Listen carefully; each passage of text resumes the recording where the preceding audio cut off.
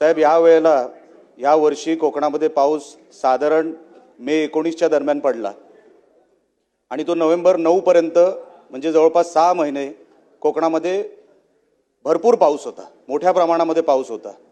6 महिने कोकणामध्ये पाऊस पडला। तुम्ही विचार करा त्या रस्त्यांची अवस्था काय झाली असेल।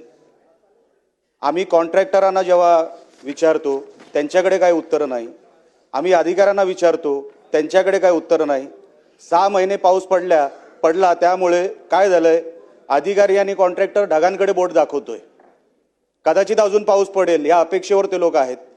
मागची बिलं काढली गेली नाही सार्वजनिक बांधकाम विभागातून, म्हणून अजूनपर्यंत नवीन कॉन्ट्रॅक्ट घ्यावा की न घ्यावा कॉन्ट्रॅक्टरांना पडलेला हा प्रश्न आहे।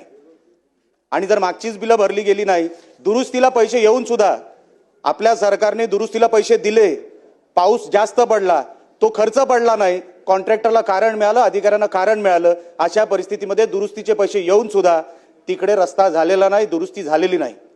महामार्गाचा पण तोच विषय। एमडीआरचे रस्ते साहेब, एमडीआरचे रस्ते असे कधीच खराब झाले नाहीत तेवढे ह्या पावसाळ्यात खराब झाले।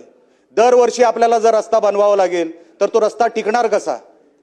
काही कॉन्ट्रॅक्टरांना आपल्याला ब्लॅकलिस्ट करावं लागेल, काही अधिकाऱ्यांना आपल्याला बंदोबस्त करावा लागेल, नाहीतर दरवर्षी जर दुरुस्तीचा पैसा येऊन फक्त तोच तो रस्ता आपण करणार असणार तर त्या रस्त्याला काय त्याच्यामध्ये क्वालिटी राहते आणि आपण लोकांना काय सांगणार आहोत।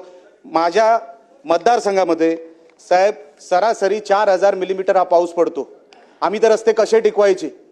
मोठ्या प्रमाणामध्ये टुरिस्ट तिकडे येतो, मोठ्या प्रमाणामध्ये वाळू वाहतूक तिथे होते, डंपर वाहतूक तिथे होते। अशा परिस्थितीमध्ये जर आपण रस्त्याची क्वालिटी, जिथे पाऊस 4 इंच पडत नाही त्या ठिकाणी आपण तेच निकष जर कोकणाच्या रस्त्यांना आपण लावणार असू तर ते रस्ते टिकणार नाही। दरवर्षी सरकार पैसे देऊन सुद्धा आपल्याला ते रस्ते जर टिकवता आलं नाही तर ती चूक आपली आहे असं मला वाटतं।